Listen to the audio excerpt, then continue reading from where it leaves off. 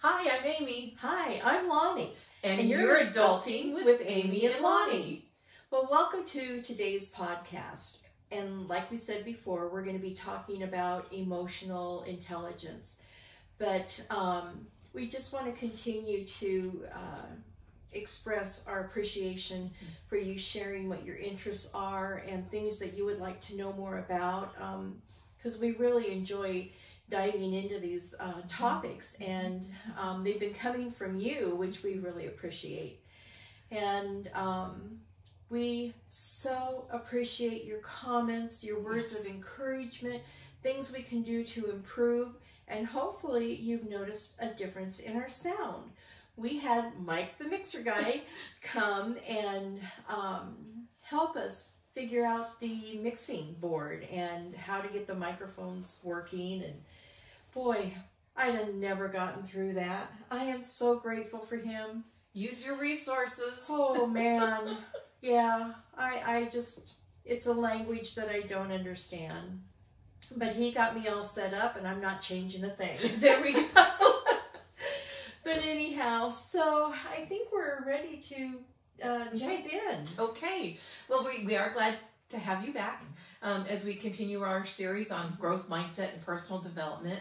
And as Lonnie said, today we're diving into emotional intelligence, which again is one of those words, phrases that gets tossed around. Yeah, exactly.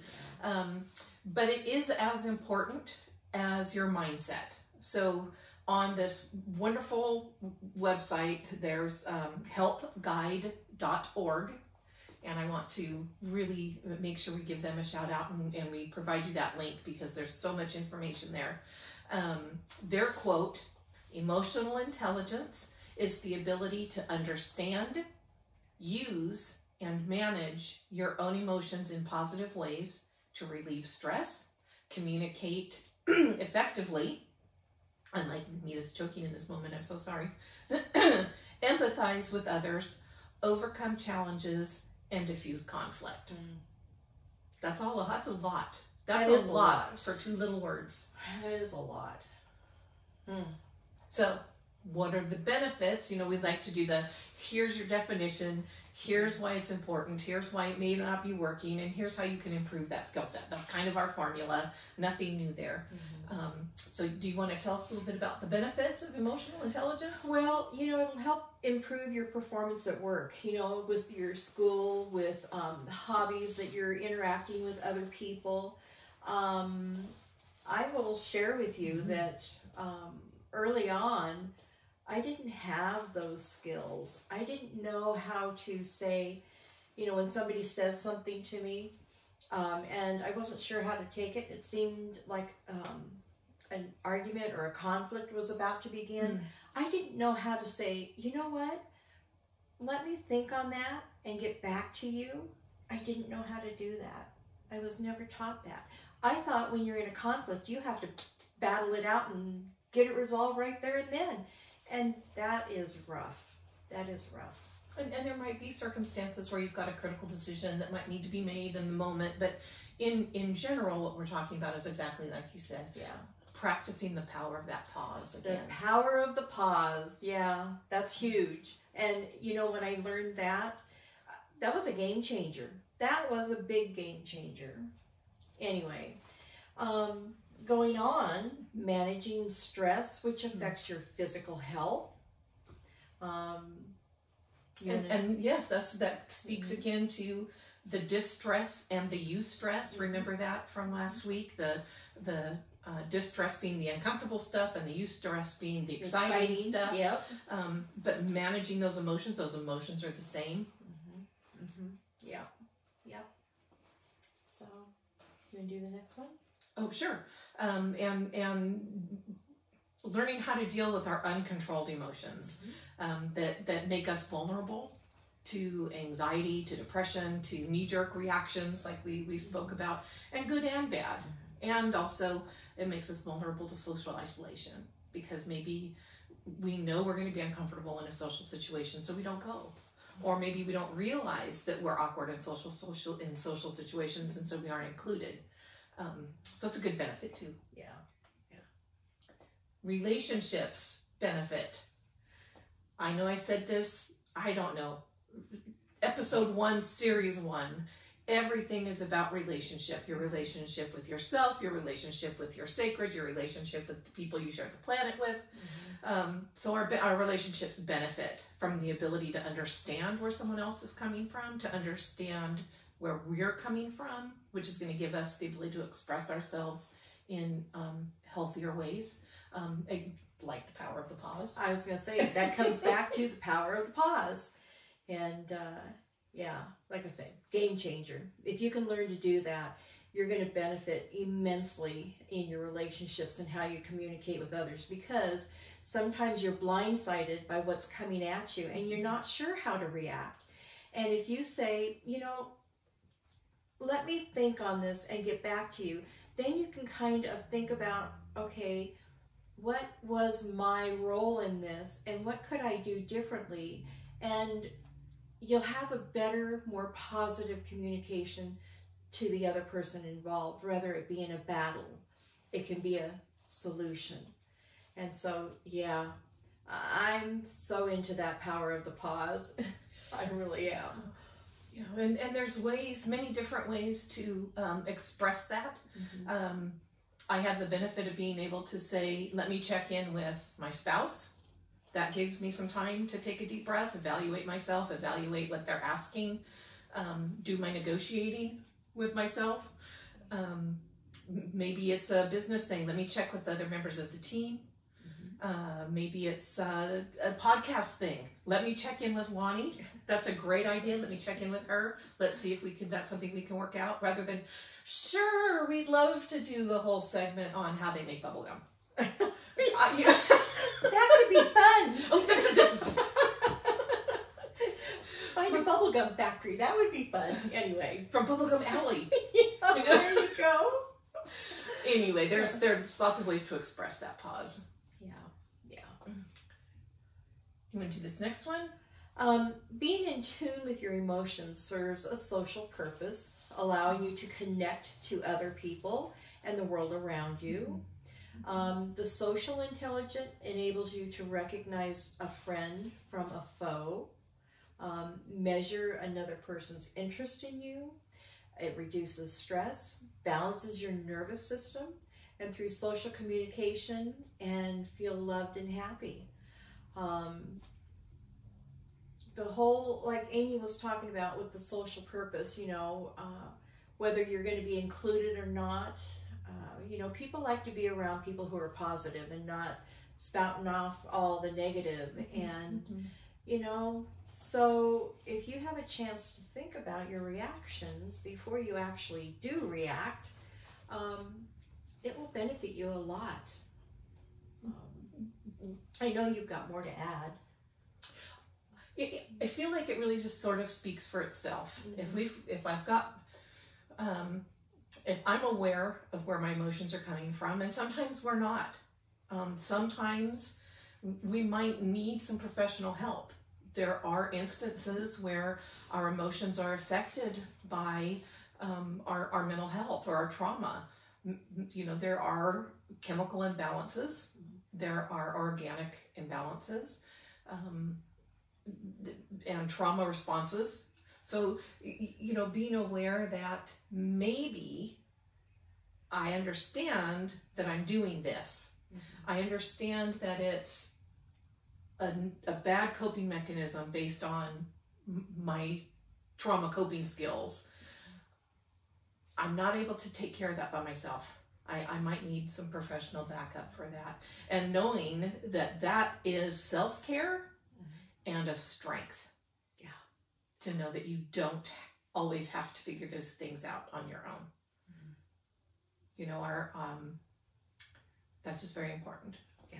Know when it's safe to say, okay, I need some backup here.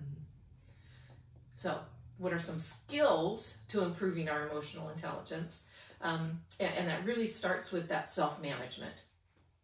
Taking some initiative, like we talked about, following through, adapting to change. And at some point we'll be doing a little seminar on that, adapting to change.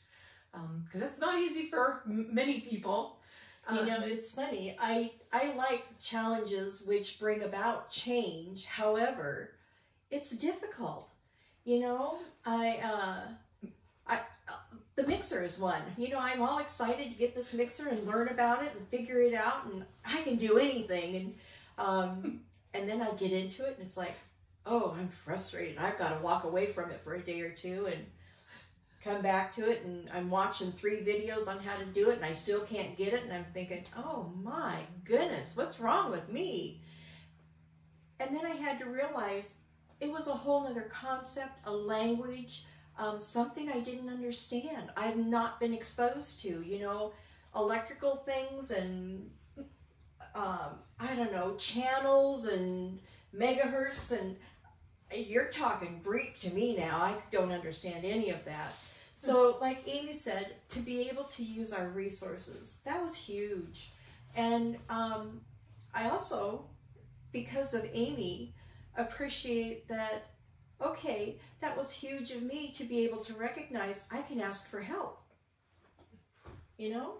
Yeah. So that was a big growing thing for me. And it was just recently.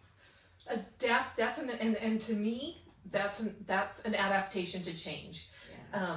To recognize I don't have to excel at everything. Mm-hmm. I just have to do my best. And if my best requires somebody else's better, mm-hmm. that's a win. Yeah, that's a win. It was a win all the way around.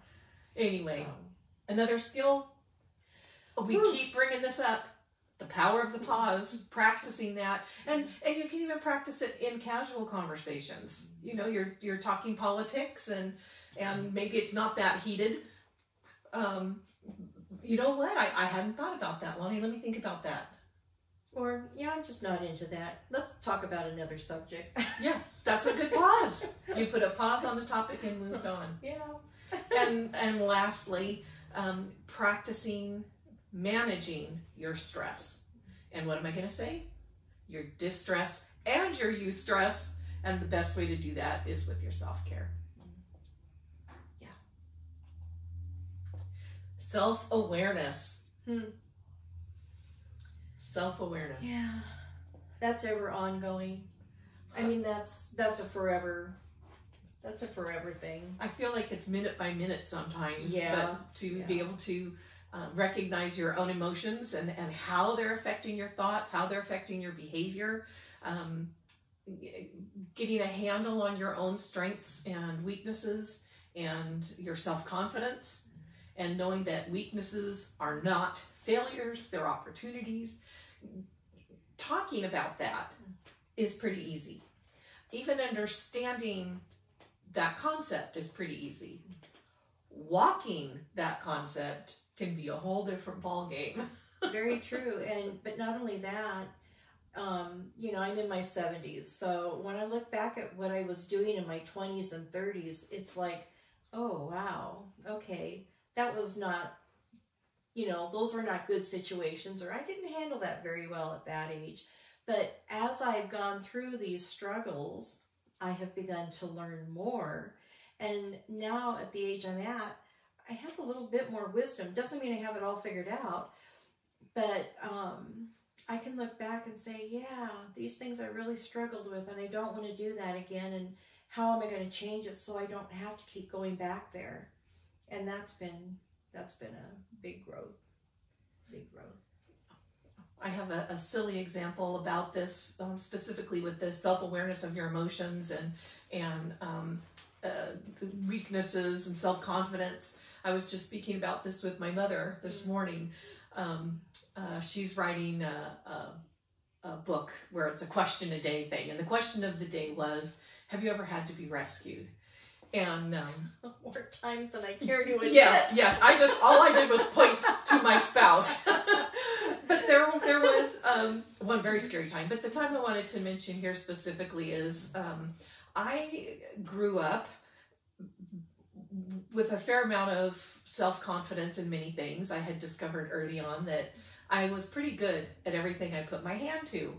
And, you know, you get a little cocky when you're, you know, I'm talking high school right now. So, you know, you We can conquer the world in high school. We have all the answers in high school. And I decided, knowing how much I love the water, we were always in the water. I can water ski. Well, I could. It's been a minute. But I decided as a California girl, I needed to learn how to surf. And of course I was going to do this well, and it was going to be fun. And I went out with some friends from church in Morro Bay, and I died.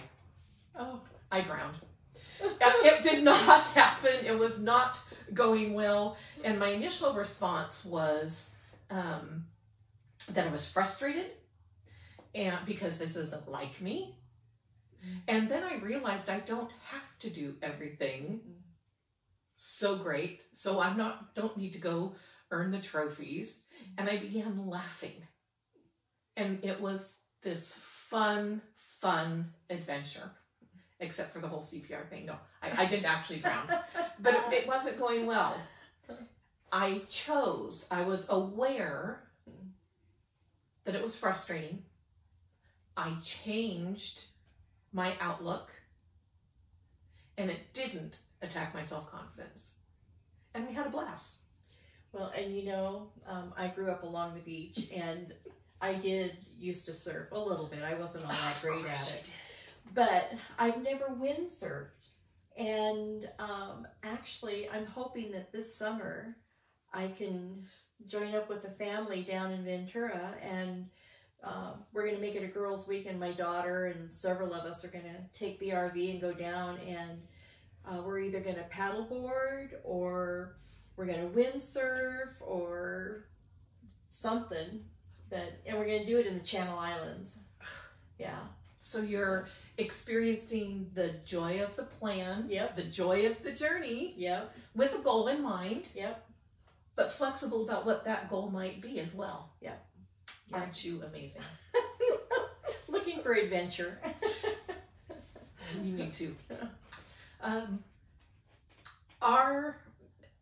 Going back to some skill sets now, working on being aware of how you're feeling, in that are your emotions appropriate to the situation, both the context of the emotion and the intensity. And I'm not talking about grief. I am eliminating grief from this because there's no way to quantify that. Everybody grieves in very different ways. I'm speaking more about the level of frustration that I had attempting to surf. I wasn't so upset that I'm tantruming and throwing the board. There was nothing like that going on. Is it appropriate to be mad in this situation? Yes. Is it appropriate to throw the chair through the window? Never. Is it appropriate to express that I'm mad about something? Absolutely. And then mindfulness, which we continue to talk a lot about, which is, of course, purposely focusing your attention on that present moment without judgment. And I mean by that, you're not judging yourself, you're not judging your reaction, you're just being aware of what it is, and you're not judging this other person or situation for putting you in that position, good or bad. Did that make sense? Yeah. That felt a little bit confusing. Oh, yeah, great. No, that was good. Great. And then social awareness.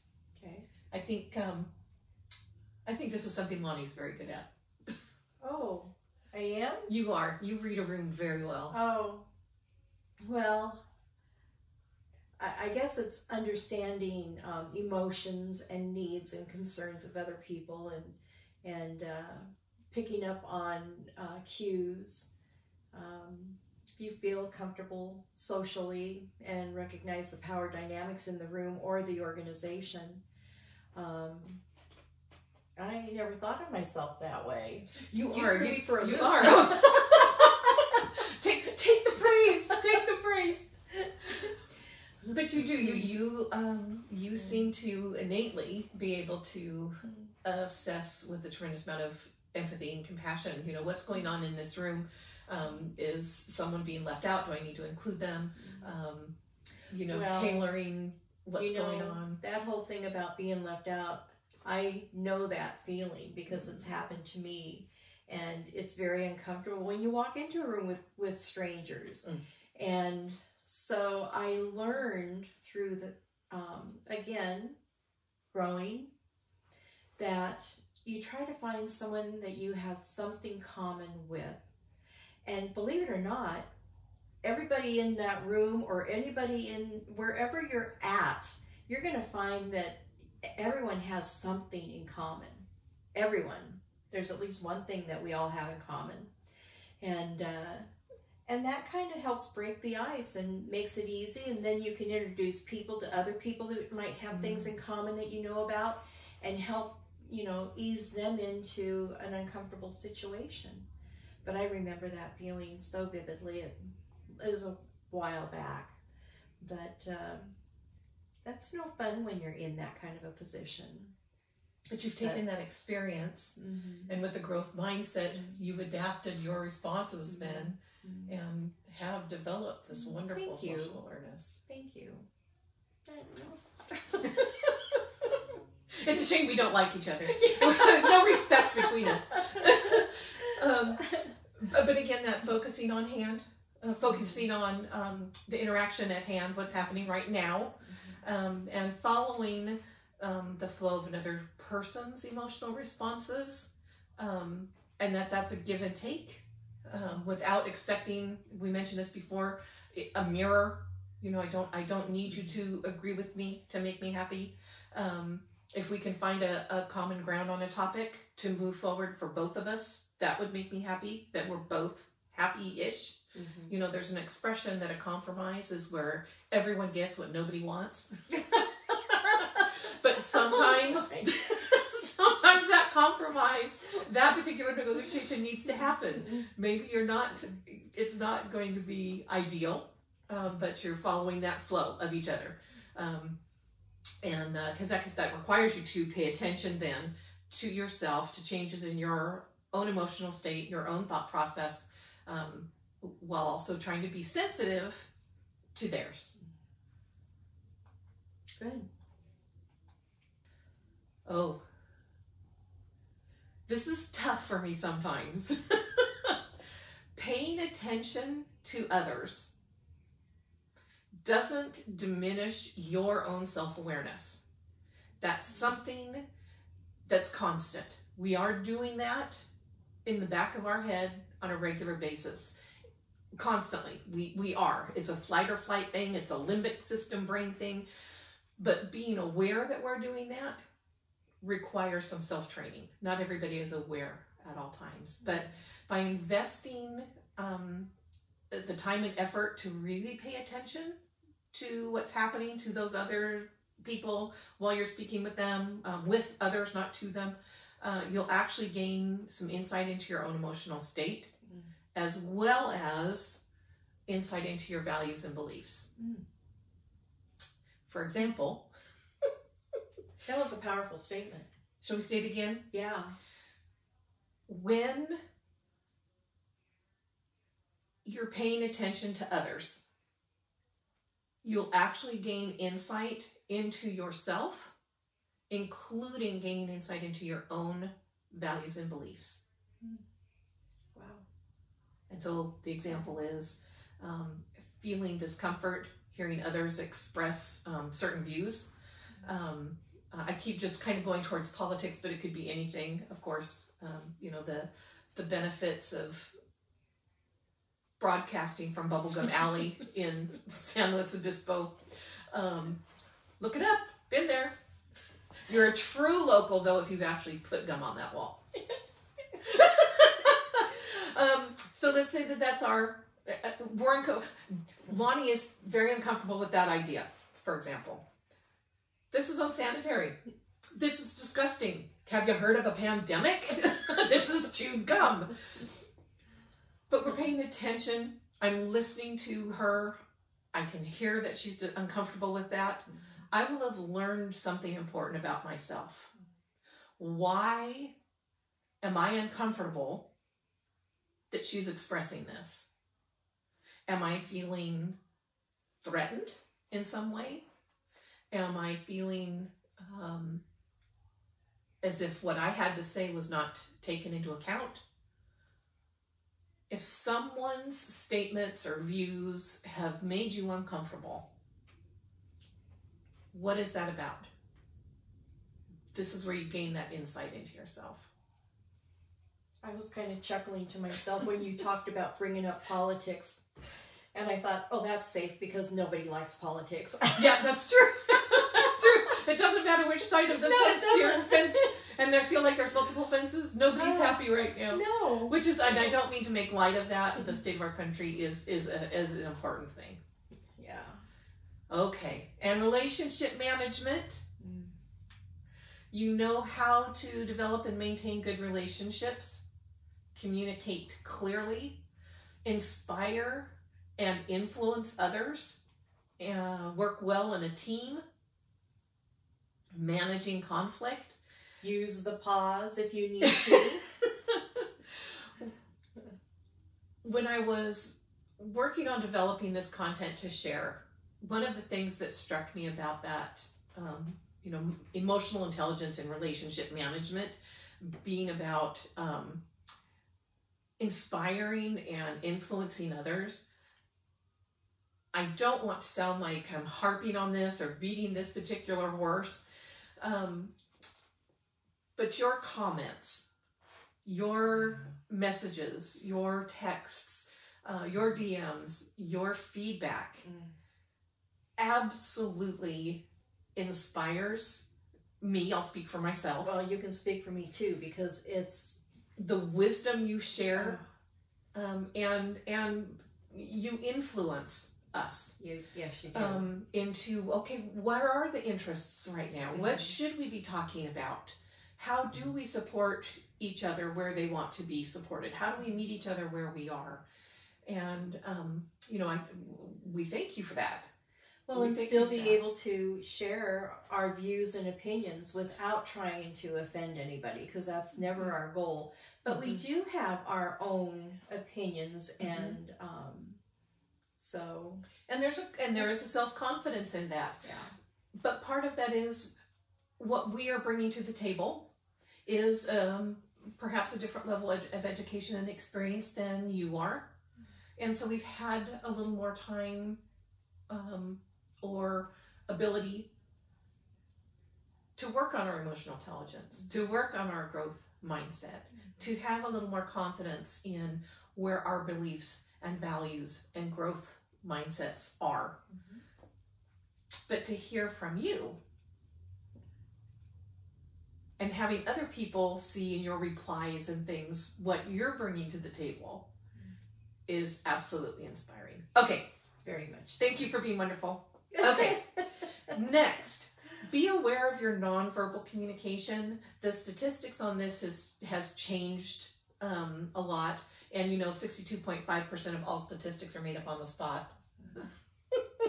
But it has been said that over 70% of our communication is nonverbal. Be aware of how you are presenting yourself when you're having a conversation or leading a team.